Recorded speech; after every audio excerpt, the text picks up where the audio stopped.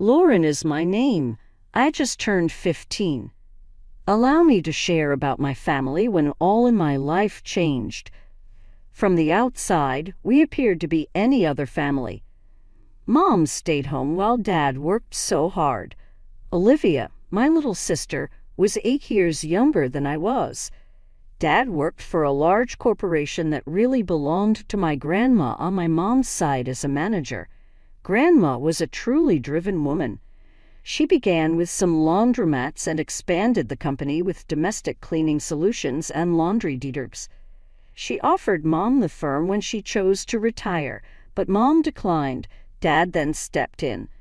Things began to get tricky at that point. I recall the day everything collapsed. Hearing Mom screaming at Dad below, I was in my room trying to concentrate on my homework. "Frank, you're only a loser. This is my family's company, my dwelling. I let you operate it. You should feel grateful." In the next weeks, things deteriorated. Mom and Dad hardly spoke, and when they did, their conversations usually descended into conflict. Though Olivia knew something was wrong, even at 7 years old, I attempted to keep her occupied. Then the day that fundamentally changed everything. When I returned from school, Dad was seated in the living room with a bag at his feet. With shaky voice, "Dad," I asked, "what's going on?" He moved over and gave me a firm hug. "I am sorry, sweetheart," he said. "I cannot remain here any more. None of us benefit from it." I felt as though I was not breathing. "But what about Olivia? And me?" I queried. He withdrew, tears filling his eyes. "I adore you too so very much. Remember constantly that. Sometimes, though, love simply isn't enough." He kissed my forehead, then moved to Olivia, who was observing with wide, perplexed eyes. He dropped to give her a firm hug. "Be smart for your big sister, okay, pumpkin." And he was gone exactly like that. I was empty when the door closed behind him. 1 hour later, Mom arrived home. She seemed not startled when I told her Dad had departed. She simply nodded in line with her expectations. "Good riddance," she said. "Mom, what I was hearing still astounds me." "How would you say that?" She turned coldly to face me. "Your father cheated on Lauren here, repeatedly over and once more. I couldn't stand it no more. That evening everything was permanently changed. I lay in bed and heard Mom in her room on the phone chatting. She sounded happier than she has in months, laughing. Though I was too exhausted to give any thought, I wondered who she was chatting to. Mom surprised us once Dad departed, just when I thought things couldn't be much more complex. She declared, "I have some news," one morning as we were enjoying breakfast. "I am going to be married." My cereal nearly made me choke. "What? Mom, Dad has only been gone for 3 months. She waved her hand as though it were not really important. "Sometimes, Lauren, true love finds you by surprise.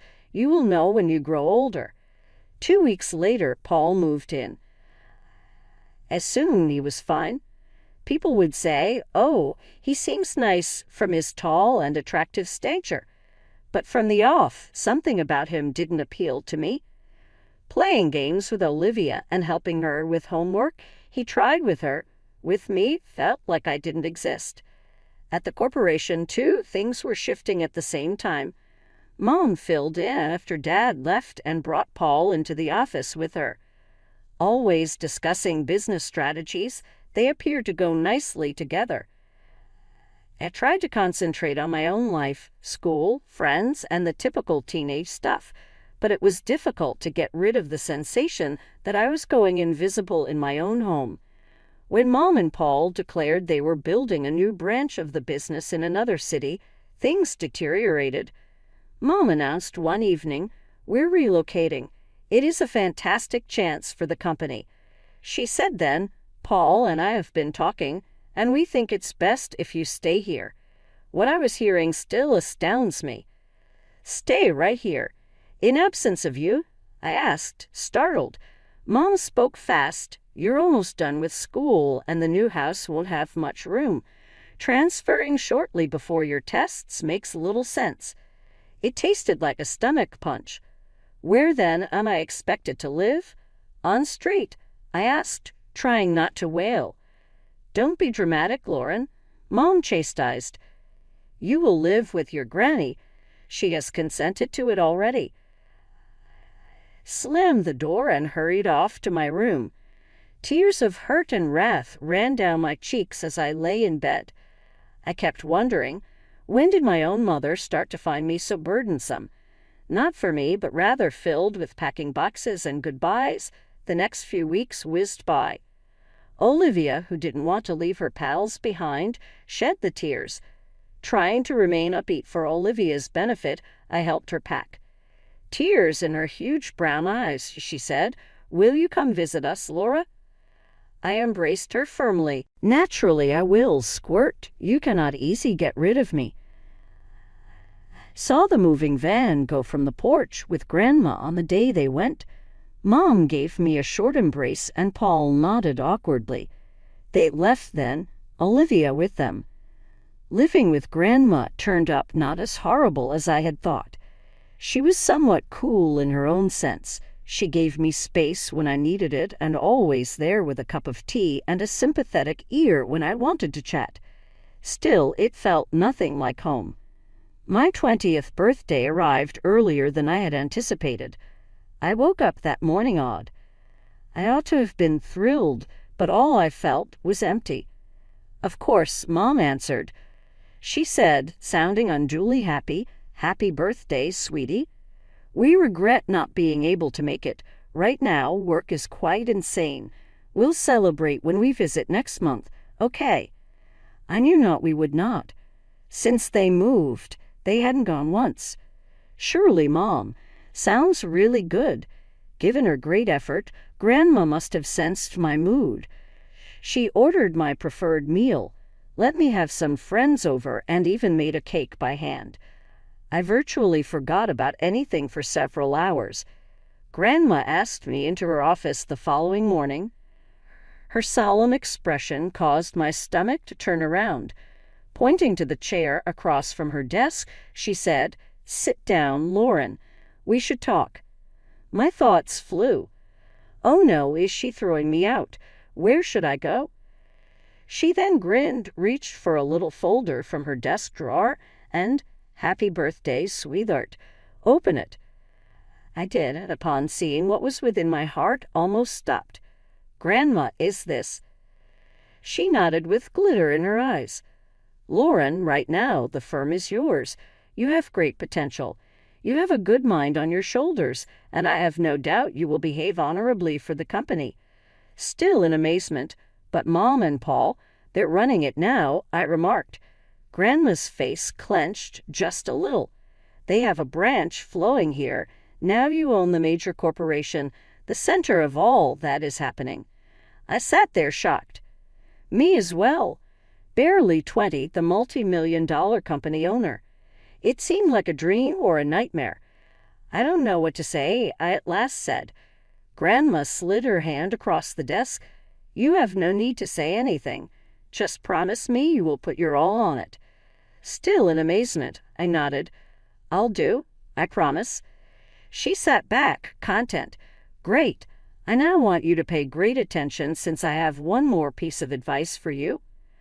I leaned forward, grabbing at every syllable. Grandma instructed, "Call your father. The narrative has more elements than you could ever know, even if it's only as a consultant. Talk to him, hear him out." It took me a whole week to summon the bravery to contact Dad. We agreed to get together in a little cafe downtown. My heart seized when I saw him. He appeared worn and aged, yet when he saw me his eyes gleamed. First an uncomfortable quiet, then everything tumbled out. The divorce, Mom's remarriage, the relocation, Grandma's present. Dad listened silently, his face expressing all the range of emotions. He inhaled deeply when I stopped. "Laura, the divorce calls for some knowledge about you." Then he told me everything. Mom constantly denigrated him, labeling him a loser, therefore devaluating him and making him feel inadequate. He described how he became drunk during a protracted conflict and committed the worst mistake of his life. "I cheated on her," he said, his voice weighed with shame. "I felt bad straight away, but your mother turned it against me. She even threatened to take Olivia and you. She wanted me to pay alimony, give her all the property, and go." I sat there, startled. The mother I knew did not sound like this. "Why did not you fight it?" I queried. Dad stared at me with loving and sorrowful eyes. "Thanks to Olivia and you. I wanted neither of you to have a messy public divorce. I reasoned this would be simpler." Talking felt like a great weight was released from my chest. I felt like I had my dad back for the first time in a long time. I inhaled deeply before we departed and asked, "Dad, how would you feel about helping me with the company as a consultant?" His smile was the complete response. I demanded. The next few months whirled around. I spent long evenings studied for tests, and before I knew it, I was standing on stage at my high school graduation carrying a diploma. Grandma was beaming broadly in the audience. Mom and Paul vanished from sight, but by then I had come to know not to expect much of them. Summer arrived and I concentrated on applications to colleges, aiming high with Grandma's support and Dad applauding me from far away. I couldn't really believe it when the acceptance letters started showing up. The largest surprise, though, came when I opened the full-ride financial aid package for my first pick. I looked at the letter incredulously. Grandma pulled me in a hug and cheered. "Kiddo, you could do it." I knew. Late evenings and contests paid off. I chose to study business management. Given my company to consider, it felt like the wise decision, especially now. I had a corporation to run now, and the idea still felt surreal. But I was resolved to bring Grandma pride. Grandma wanted to hold a little celebration, just the two of us, to mark my entrance into college. We picked a bottle of sparkling cider and some elegant takeout. Grandma, even at an older age now, was not about to let me sip champagne. Dinner was halfway gone when the doorbell rang. Grandma wrinkled, obviously not expecting anyone. With downing my fork, I said, "I'll get it." My tummy dropped as I unlocked the door. My mother and Paul stood there, clearly agitated and impatient. They passed me into the home before I could say anything. Mom spent no time on greetings. "Mother, we really should discuss the company," she insisted. Stunned, I stood there as Mom started a rant. She hardly even asked about my graduation or college or looked at me, like I was not even present. She pressed, "Why can't we access the main accounts? And why are you stopping funds from being sent to our branch?" Grandma's voice grew stiffer. "Kelly, because it's not your decision anymore. Lauren owns the company currently. It will be your decision on its future and financial management." The chamber went quiet. After Grandma's words, I could sense the tension hovering about. Mom's face showed a tsunami of emotions, first disbelief, then fury, and lastly something calculated. Her whole demeanor changed suddenly. "Lauren, sweetheart," she began, her voice rife with false politeness. "I have missed you really extensively. Why not join us live?" Blinking, I was surprised by this abrupt shift. Mom moved forward, stretching out as though she wanted to touch my arm. I started to back off automatically. "We have fit rather well in the new city. Our residence is lovely. There is a room exclusively for you. We could arrange a desk for your study and work and purchase you a new computer." "No, Mom," I responded with great conviction. "I'm content right now. Grandma needs me. I have friends. I go to school." Mom's smile trembled for a second, then she straightened out fast. "Well, we could always relocate back here should that be the problem. We may occupy our former house just as before. That would be great." I shook my head. "Mom, it isn't about the house. It encompasses everything." Her eyes were clearly gathering barely restrained wrath. I asked the question that had been burning inside me for months before she could say anything. "Mom, why did you really divorce Dad?" She halted, shocked. "Well, your father repeatedly cheated on me. I found it boring. He left us for his lover and skipped alimony entirely." "That's not true," I answered softly. "Dad gave me all the information. It happened once and was related to your treatment of him. You kicked him away. He did not desert us. And he has been making monthly alimony payments." Mom's face contorted with wrath. "How dare you, you sloppish little brat! You have no business meddling in my personal life. I chose where to live. Everything here is mine." Quietly observing, Grandma moved forward at last. Her voice was cool but firm, stronger than I had ever heard. "That's enough, Kelly," she declared. "You seem to have missed a couple of things. They belong to me, not you, this house, the firm. I handed Lauren the company since I rely more on her judgment than on yours. I believe it's time for you to depart right now." Grandma forcibly walked Mom and Paul out of the house, and I watched with conflicting emotions. The door closed behind them, and I had an odd mix of relief and grief. Today I had lost something, the last amount of hope I had for my mother. But I also acquired something, a clear idea of my destiny and the solace knowing I wasn't alone. "Who now?" My voice muffled against Grandma's shoulder asked.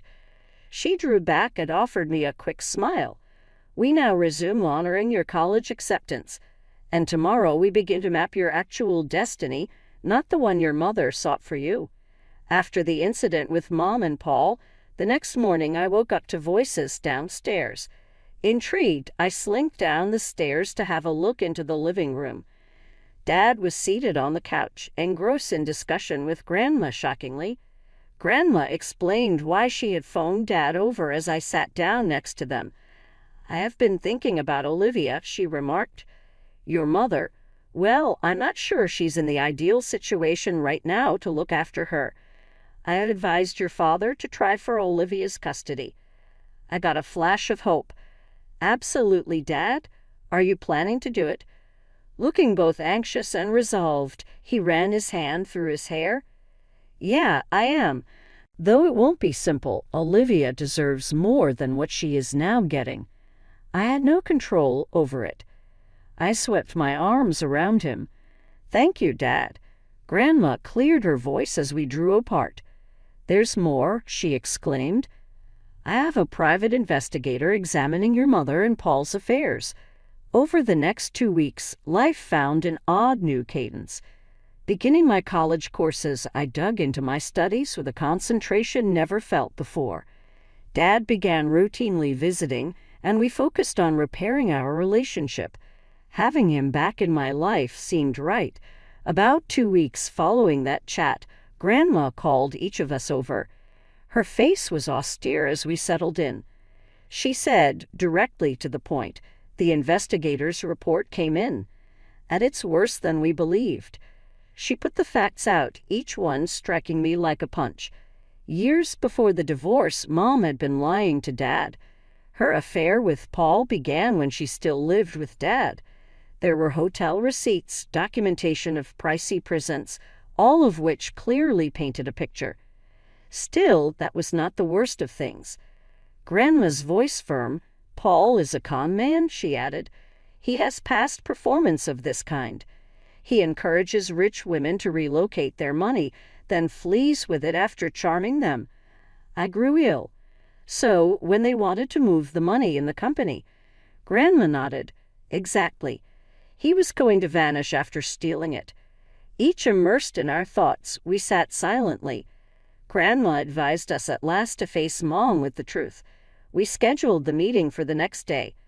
Mom showed up at Grandma's place, clearly upset and impatient. Her face transformed when she noticed Dad also there. One of the toughest talks I have ever had ensued. Grandma arranged all the proof: the affair, Paul's past of dishonesty, and his scheme to pilfers from the business. I watched Mom's face with every bit of information, trying to see any shame or understanding. Still, all I saw was denial. "This is absolutely ridiculous," Mom answered with a guarded tone. "Paul loves me.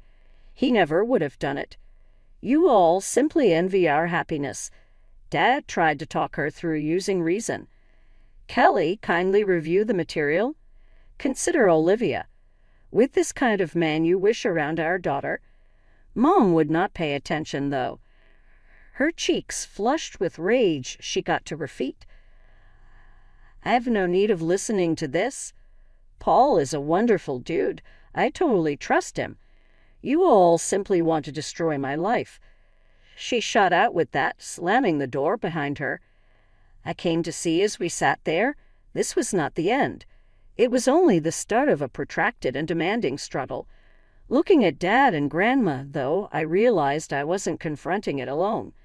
Legal fights and emotional ups and downs swept across the next few months. Dad submitted for Olivia's custody using Grandma's great support and legal knowledge. I tried to keep concentrated on my studies, but it was difficult to resist becoming sidetracked by all around me. When the day for the custody court arrived, I insisted on showing up. All things considered, it was difficult. Mom's attorney sought to make Dad seem as though he had little bearing on our lives. But our attorney was poised.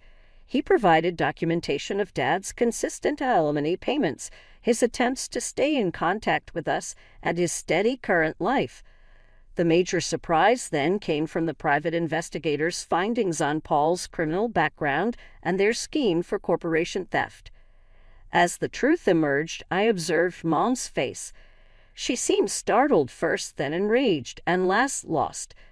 I felt almost sad for her for a moment. Nearly almost. I experienced a range of feelings when the judge assigned Olivia to Dad complete custody. Relief that Olivia will be safe, but also grief at having come to this. Mom walked up to us as we exited the courtroom, Olivia in Dad's arms. She screamed, angry eyes shining, "This isn't over." Grandma entered our space between us. "Absolutely, Kelly, it is. Go home." Mom's situation really grew worse after that. The court directed her to pay Olivia's dad child support. She had always believed she would be the one getting help, not paying it, so it was rather shocking. Trying to avoid the family strife, I poured myself into my studies and kept studying about the business. Hearing that Paul had left Mom, running off with another woman and a sizable portion of Mom's personal savings, though, made me somewhat happy. Dad phoned me one evening in fall. His voice possessed a tight emotional quality. "Your mother dropped by my house today," he remarked. "Said she made a mistake and wants us to be a family once more. She wants to make up." My heart closed. A bit of me wanted him to say yes. I preferred things to return to their former state, but at last I knew better. Everybody had gone through much too much. I told her no, Dad said with great force. I informed her that ships sailed long time ago and that I wouldn't put you or Olivia through that again. I inhaled something I never knew I was carrying. "Good," I responded, startled by the forcefulness of my voice. "Dad, you are deserving of better." "We all do," Dad said once again after a silence. He was smiling when I heard him. "When did Lauren turn so wise?" I left lighter than I had in a long time. I picked skills from the best. I gazed about Grandma's house after hanging up the phone. Beside a stack of company papers, my textbooks were strewn over the desk. From the bulletin board, pictures of me with Dad and Olivia grinned back. The life I pictured a year ago was not this one. It wasn't flawless. Still much to learn and many obstacles still lie ahead. Nonetheless, it was actual. Mine was it. I considered Mom, now alone following all her preparations and manipulations. Though I felt a little sympathy, justice took front stage most of the time. She made decisions now she had to live with the results. For my part, I had a family that loved me, a business to run, and an exciting future. That wasn't the road I anticipated. But as I stood at the beginning of my new existence, I came upon a crucial insight. Time passed while I juggled running a multi-million-dollar company with college. I was immersed in textbooks and financial reports midway through my degree before I knew it. While lectures and late-night study sessions occupied the week, weekends were holy.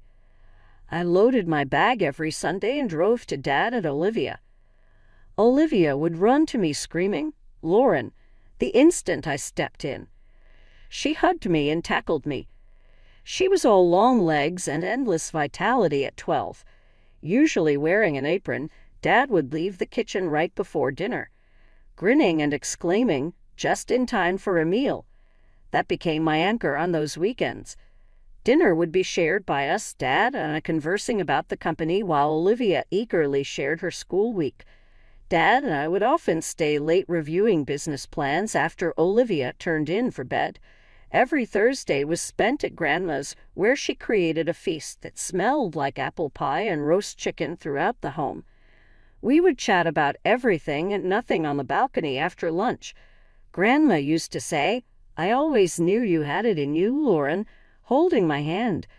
I became both excited and scared as graduation drew near. Dad was running the business according to promise and getting me ready to inherit it. One evening he said, "I'm ready to hand over the reins whenever you are." I gave him a firm hug. "Thank you, Dad, for everything." Though there were still difficulties ahead and choices to make and a business to run, life was hardly ideal. But looking at Dad, Olivia, and Grandma, I realized we could overcome anything together.